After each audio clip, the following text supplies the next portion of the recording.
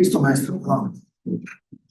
Gracias, gracias, doctor. Buenas tardes a todos. Mi nombre es Viridiana Reza y soy de la 10ª generación del doctorado en investigación de la comunicación. Mi tesis es sobre la comunicación intersubjetiva entre los docentes y estudiantes, el perfil actitudinal, la tecnología, el hábitus como factores determinantes en el grado del desarrollo profesional y personal. Entonces, a partir de estas narrativas, perfecto, doctor, gracias. Vamos, en la primera, pues hablamos de un cambio de paradigma. Según Henry Jetkin, nos dicen que la comunicación ya no es transmisión, es una construcción de narrativa colectiva y eso podemos llamar una cultura de la convergencia. Hemos pasado ya no solo de un modelo donde no nada más transmitíamos información, es a uno donde estamos construyendo un significado colectivamente y habitamos en una cultura de convergencia donde los relatos van transformando a esta sociedad. También hablamos de transmedia, participativas, algorítmicas, intersubjetivas como definiciones y rasgos. Aquí hablamos que son fuertemente influenciadas por los mismos algoritmos que estamos creando, pero sobre todo son intersubjetivas por los significados que le damos tanto los docentes como los estudiantes en este caso. También han cambiado los espacios. Los espacios ahora son ecosistemas de comunicación, donde podemos ver espacios híbridos, una cultura de datos y además las redes sociales. Esto hace que nos movamos con interacciones y con datos que son fundamentales para poder entender la cultura educativa actual, el de hoy en día al que nos enfrentamos todos y cada uno de los que nos dedicamos a la docencia. A partir de ahí, el alumno ya no se vuelve únicamente alguien que escucha, también se vuelve un prosumidor. ¿Qué quiere decir? Que el estudiante no solo es un receptor, perdón, sino alguien que también consume el contenido, pero también que genera un contenido valioso para nosotros.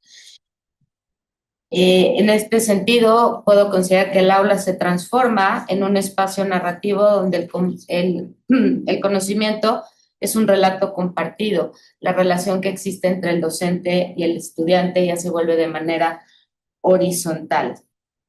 Y a partir de ahí, podemos decir que tenemos una ética en el encuentro. Tenemos, sí, justo aquí.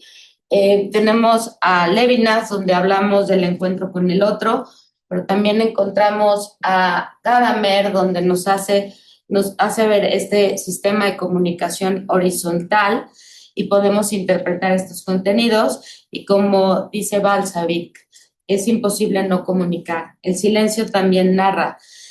Hablamos de esto también de una red de comunicación digital a partir de Manuel Castells, donde nos dice que esta sociedad en red está transmitiendo información de manera continua.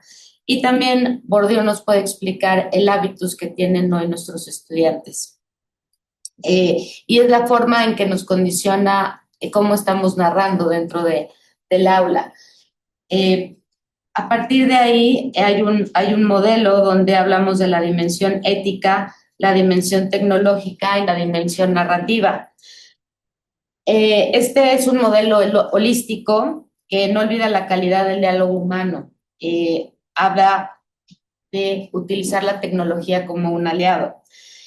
Según el estudio internacional sobre enseñanza y el aprendizaje, conocido como TALIS, el Teaching and Learning International Survey, que está promovido por la OSD, nos dice, es el primero donde pregunta a docentes, a directores, cómo sus creencias y prácticas docentes pueden ayudar a esta retroalimentación y a esta comunicación dentro del aula. También habla de cómo el clima de confianza dentro del aula y el ver a los alumnos como un otro puede determinar si la comunicación fluye o se puede bloquear. Y por último, exacto, Creo que la comunicación es una red dinámica de significados compartidos, sí. Hoy en día todos participamos de ella y creo que como docente y como estudiante del DEIC, los retos son muy claros. Tenemos que combatir la sobreinformación, tenemos que evitar la fragmentación de discurso y asegurar que la tecnología no deshumanice, sino que sea un encuentro educativo. Nos exigen como docentes que nos tenemos que replantear en el aula y debemos de revisar a profundidad toda la colaboración y los instrumentos para poder lograr un relato compartido. Muchísimas gracias.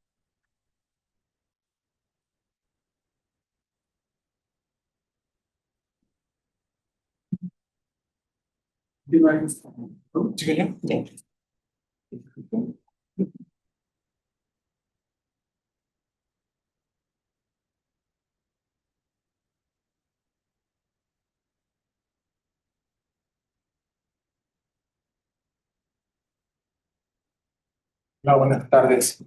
El título de mi investigación hasta este punto, hasta este estudio, hasta este momento en el que me encuentro en el tercer año, es Ética y Comunicación Estratégica en la Transformación Digital de Universidades Mexicanas Privadas, implicaciones sobre la gobernanza de datos biométricos en su capital simbólico.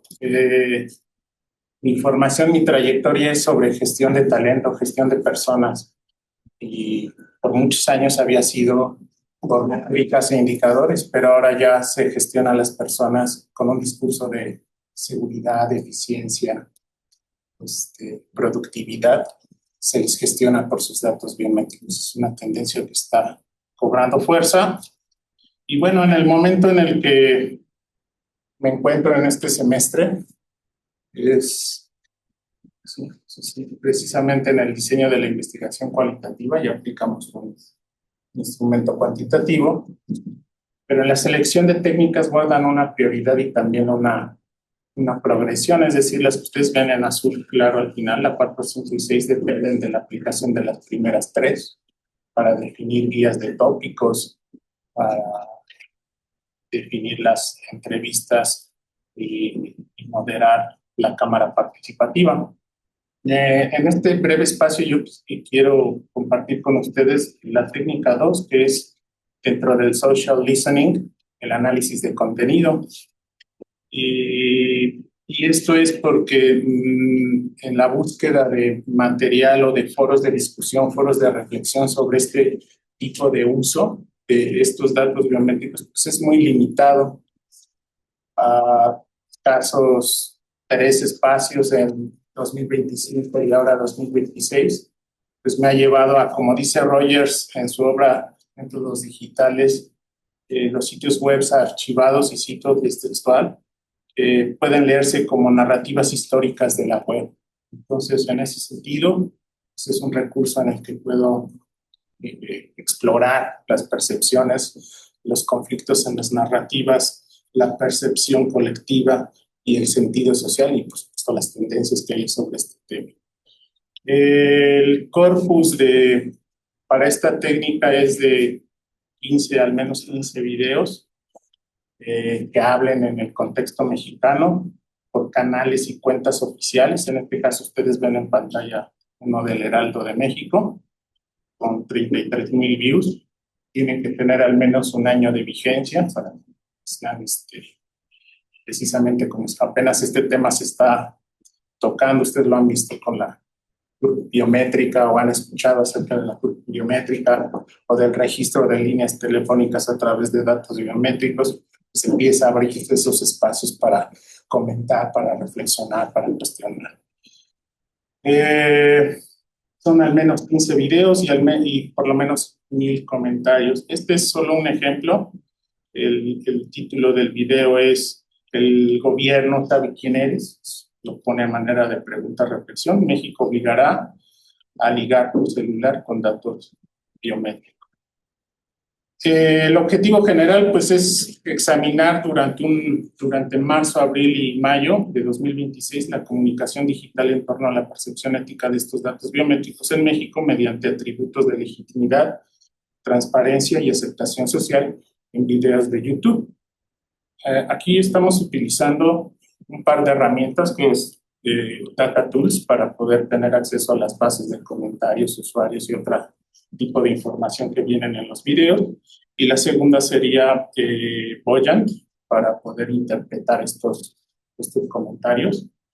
Lo que ustedes están viendo es precisamente en la parte de abajo, a su izquierda, las palabras con mayores menciones. La primera es el no, allá en gigante en la nube de palabras.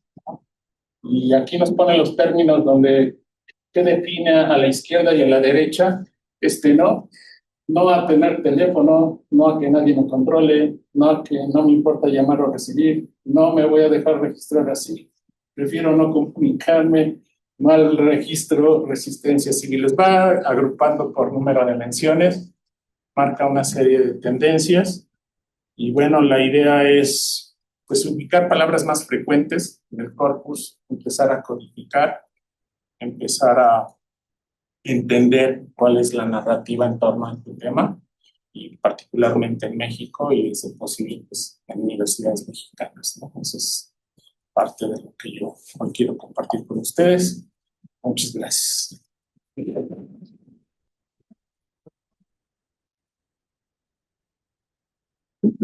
Y continuaremos con Sandra, por favor.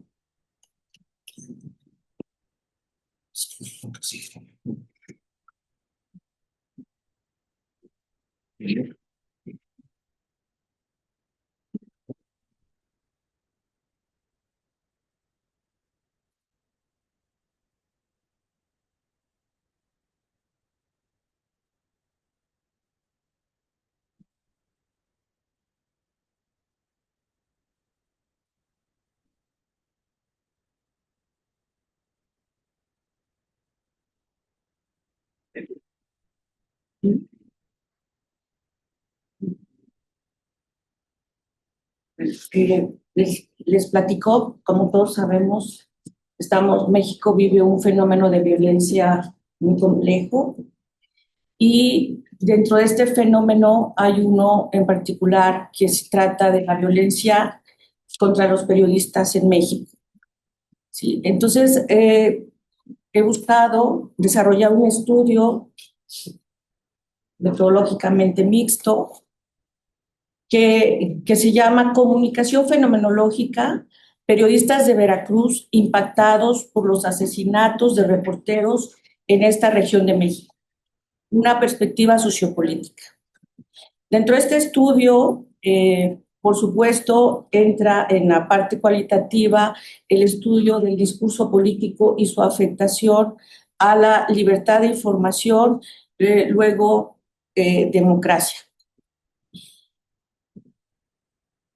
Muy brevemente, en esta presentación voy a presentar una investigación sobre las narrativas de poder desde el discurso político institucional de Veracruz. En particular, analizo mensajes emitidos desde el poder político y cómo estos pueden construir representaciones sociales hostiles hacia el periodismo y crear condiciones adversas, simbólicas hacia la libertad de información. Les quiero presentar muy brevemente un fragmento de un video de la gobernadora de Veracruz, Rocío Nale, cuando era candidata al gobierno.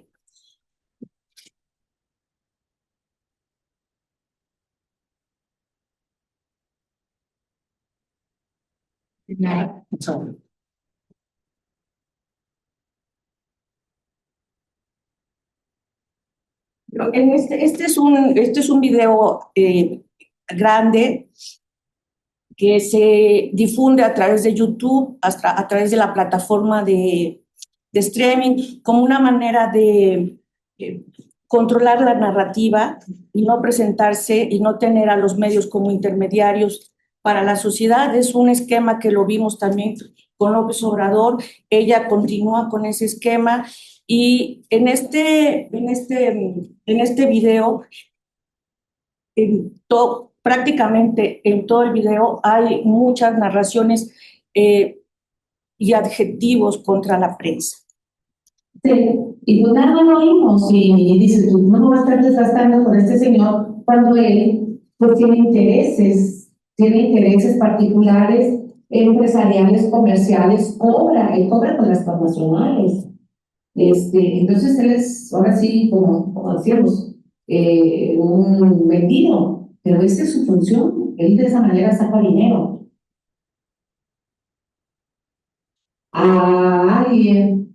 Perdón, yo he terminado, pero sí, bueno, hice un ejercicio de mirar estas narrativas desde desde la economía política de la comunicación. Y bueno, encontré estos resultados. El análisis permitió identificar algunos componentes narrativos. En primer lugar, la construcción del periodismo como actor adversarial, lo que introduce una lógica de confrontación entre el poder político y los medios. En segundo lugar, el uso de un lenguaje de estigmatización que contribuye a deslegitimar el trabajo periodístico frente a la opinión pública. Y en tercer lugar, una centralización digital del mensaje político, donde el poder institucional controla los canales de comunicación y la narrativa pública.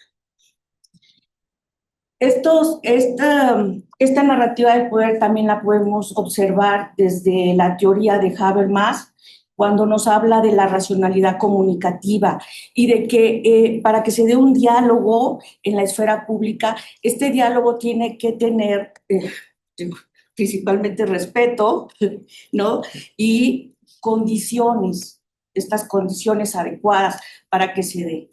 Desde la teoría de Bourdieu, desde la sociología del poder simbólico, este tipo de discurso puede interpretarse como un ejercicio de poder simbólico que se produce desde el campo político. Es decir, se trata de un discurso que busca imponer significados legítimos sobre el papel del periodismo en el espacio público.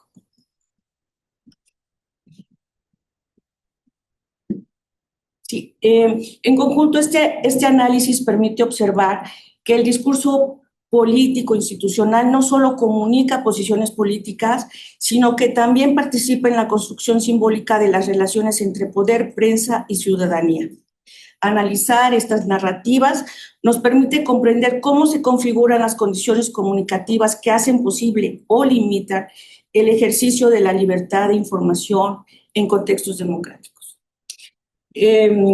Bourdieu también decía que el Estado es el único que tiene el monopolio de la violencia física y simbólica, y que a partir de esto se crean estructuras mentales de pensamiento. Bourdieu también decía que el periodismo se presenta como crítico, pero esencialmente es conservador. Y es una herramienta que sirve el orden dominante. Yo preguntaría, desde la teoría de Bourdieu, en este contexto actual, ¿y entonces por qué los asesinan? Y otra cosa que me gustaría dejarles como una idea para pensar es esta hostilidad en el discurso y esta violencia física para un grupo social, para un gremio, no solo afecta a ese grupo social o a ese gremio, nos está afectando a todos como sociedad porque está limitando la discusión en la esfera pública. Es decir, está afectando a la opinión pública y la opinión pública es un elemento indispensable para la democracia. Muchas gracias.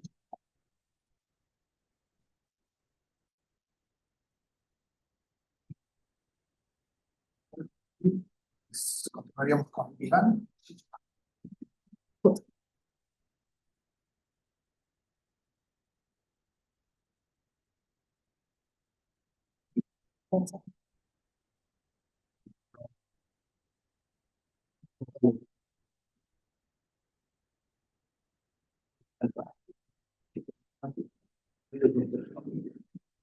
Buenas tardes a todas y a todos, igual compañero aquí de mis compañeros del quinto semestre.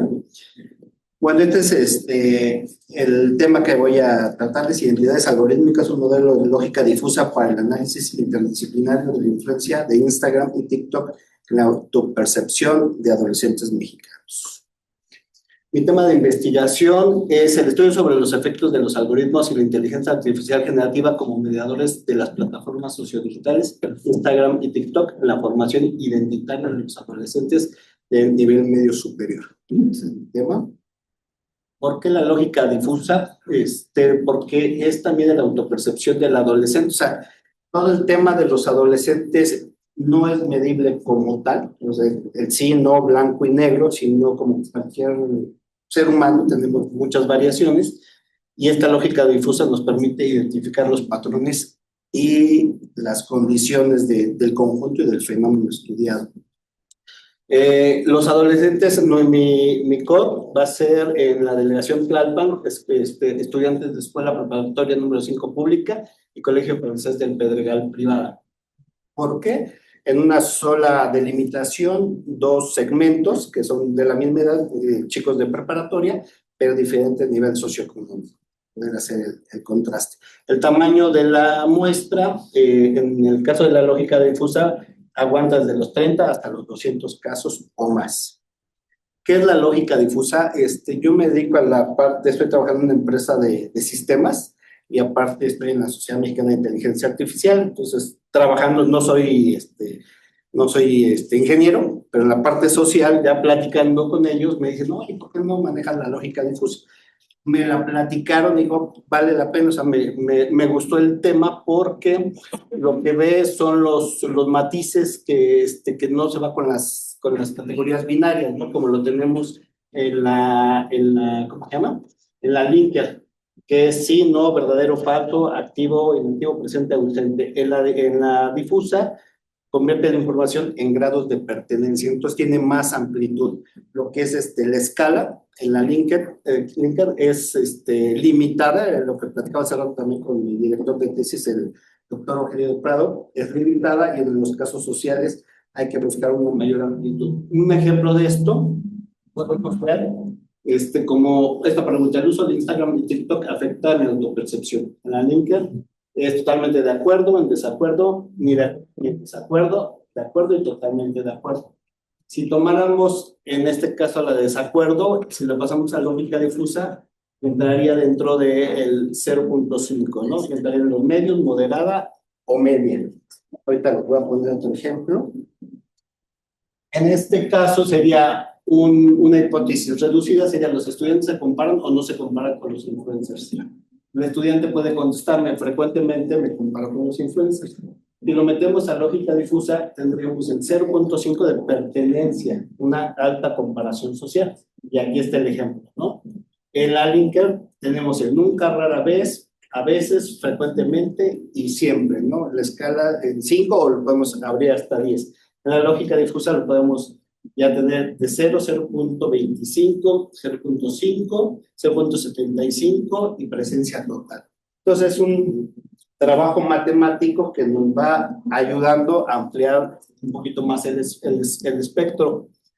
Entonces, esta metodología forma parte de la infraestructura de todos los métodos que voy a utilizar, que son en las técnicas cualitativas, la encuesta conversacional asistida por IA. Lo que voy a hacer es que como los jóvenes, cuando hice el piloto, lo hicimos vía un survey y contestaron muy poco, las 25 o 30 preguntas, casi no lo contestaron. Entonces lo voy a hacer ya con IA, lo estoy trabajando con una persona del Politécnico para que ya los chavos puedan interactuar con vos y pueda haber más respuestas. Voy a ayudar también con el análisis de sentimientos. El doctor Portas ahí me está apoyando en este tema, y cámara colaborativa y etnografía digital, el doctor Ricardo también que me sugirió estas técnicas. ¿Qué es lo que sigue? Es tener el nivel empírico de la recolección de datos en la lógica difusa, el nivel analítico, que es de la traducción a conjuntos difusos, y el nivel de calibración difusa. Aquí tengo algunas referencias y muchas gracias.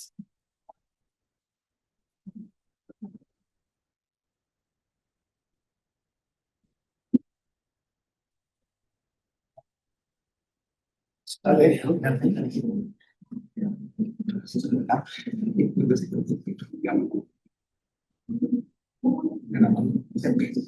Valeria, ¿nos escuchas?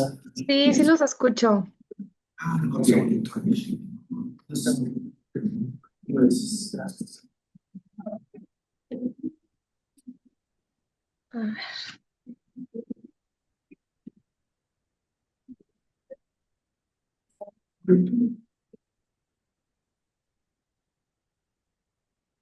Valeria, ¿puedes empezar allá donde estás? Ah, ok, sí. De hecho, ya compartí pantalla. No sé si lo ven ustedes, Sí. Ah, no. ¿no? Ah, sí, sí, acá atrás sí lo vemos, sí. Ahorita pasamos la pantalla para acá. Pero Ok, ahorita. entonces, ¿ya inicio o...? Sí.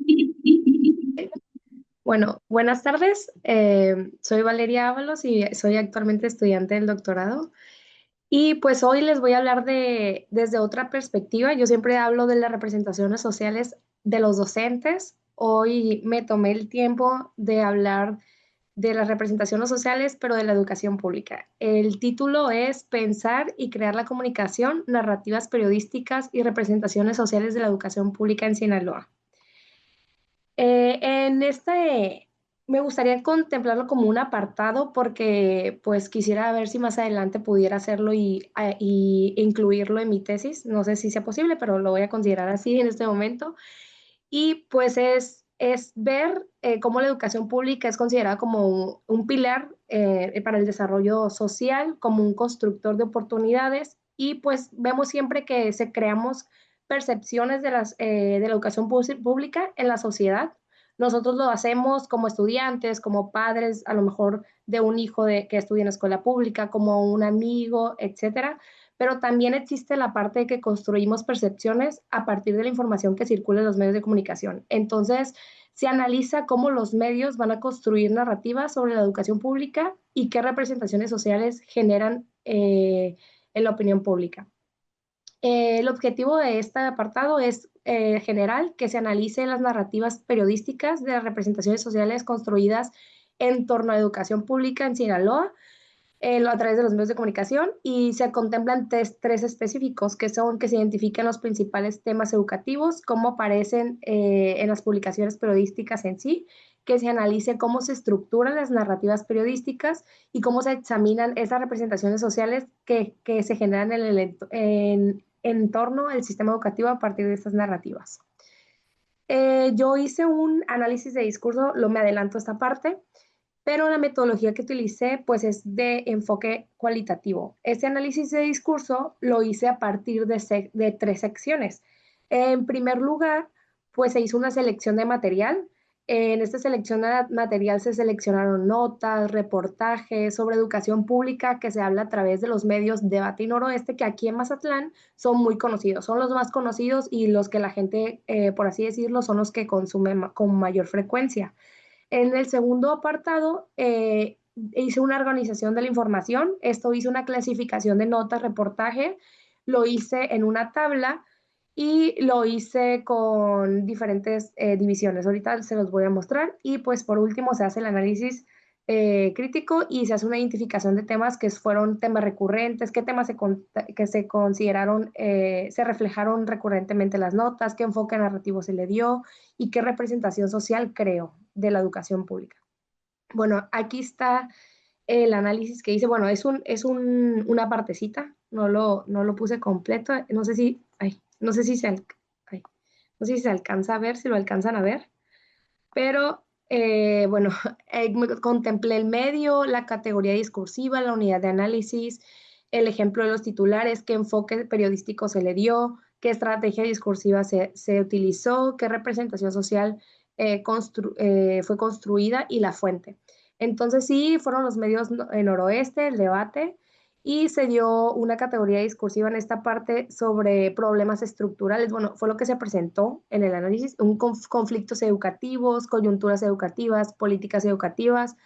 Se consideraron las notas, reportajes, notas sobre los distintos programas, sobre la parte administrativa, protestas, pero en sí la mayor parte de las notas y los reportajes hablan de forma negativa de las escuelas públicas. Hay un uso del lenguaje con énfasis de tensión, con énfasis de conflicto, con un conflicto en instituciones, poca gestión educativa y un impacto social cuando los alumnos o los docentes faltan a la escuela negativo. Entonces, esto crea representaciones sociales donde la educación pública pues se presenta como un sistema en constante disputa, que hay una constante disputa y conflicto entre las autoridades y los docentes, que la educación pública es un sistema vulnerable, falta hay decisiones políticas. Eh, entonces, es una parte de lo que se hizo en el análisis de discurso de este avance. Y pues los principales hallazgos que se muestran en este, como lo mencioné anteriormente, lo dividí en tres. En el primer apartado, por así decirlo, es el predominio de narrativas centradas en problemáticas, que en esta parte se reflejaron que hay conflictos laborales, que hay problemas administrativos, que la cobertura mediática se enfoca principalmente en situaciones de crisis, que la educación pública está en crisis y en conflicto, y que son puras problemáticas del sistema educativo como conflictos laborales o hay dificultades administrativas. En el segundo apartado lo dividí como una baja presencia de logros educativos porque no se muestran los logros que hay en la escuela educativa. Los medios les dan poca difusión en los avances que hay. Hay una escasa visibilidad de innovaciones pedagógicas en las notas, no hay información positiva en ese sentido. Es una limitada cobertura de experiencias positivas, casi todas se basan en comentarios negativos y en un discurso negativo, mejor dicho, y se genera una visión parcial del sistema educativo. Los logros y los avances aparecen con muy poca frecuencia en las coberturas mediáticas que fueron analizadas. Y en el tercer punto lo puse como una construcción de representación social, que aquí puede ser la representación social que le dan los medios, y pues la educación pública en Sinaloa tiende a percibirse como un sistema con dificultades estructurales, como un espacio que está en conflicto institucional o administrativo, que siempre hay un debate público en ese sentido, y pues estas narrativas se contribuyen a construir representaciones sociales donde la educación pública pues es un sistema en crisis o en conflicto. Y bueno, pues por último, esto me lleva a concluir que los medios de comunicación pues tienen un papel clave, ¿sí? En la construcción de los discursos, en la construcción de la representación social sobre la educación pública en Sinaloa, que las narrativas periodísticas no solo nos informan, que también influyen en la manera en que nosotros vemos o interpretamos la realidad educativa en México.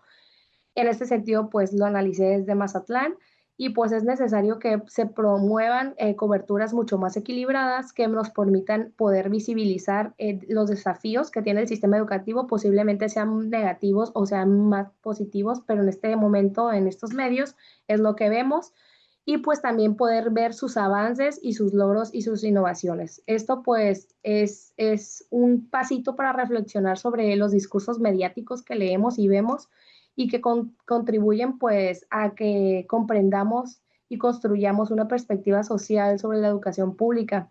Tenemos que pensar que la comunicación pues también es una forma de ver y de crear narrativas, pero esto también implica una responsabilidad pública, porque así como nos aporta, pues también nos hace construir y cuestionarnos sobre las narrativas que leemos en los periódicos y pues no sabemos si son más complejas o solamente son negativas. Entonces, pues sería todo de mi parte y cualquier duda, pues me pueden preguntar.